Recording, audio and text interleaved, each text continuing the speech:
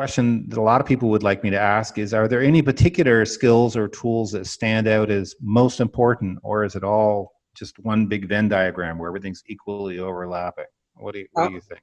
Art, I'll start out with this. Go ahead. Undoubtedly, listening is the greatest skill humans have. And within listening, there are sub-skills or micro-skills, if you will. I don't think that's the right name for them. But paraphrasing is the dominant skill of all. Because paraphrasing signals, I am attempting to understand you. Paraphrase signals to the other person, I am being understood or being attempted to be understood, which is actually more powerful than being understood. Paraphrasing also takes a lot of internal work. So it's hard to chatter in your mind when you are listening intently enough to create a paraphrase. One minor example of the potency of a paraphrase, we have a friend, Kendall Zoller. Kendall and I started work with police on communication skills some time ago, and he's still working with them.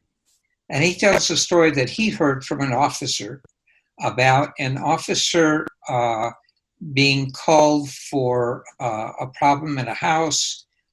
The woman is standing in front of the house, yelling. The officer is trying to calm her down. The woman's problem is that her sister moved in and it was okay for a while. Now she's trying to get her out. The officer is giving her data. Well, I can't remove your sister, but here are the processes that you need to go through. The backup officer walked up, looked at the woman, and said, "It's really hard to have someone abuse your generosity."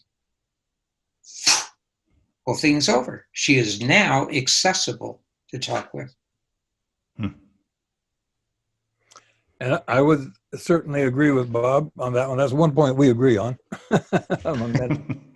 I will mention one or two other key skills, and I agree that paraphrasing is numero uno.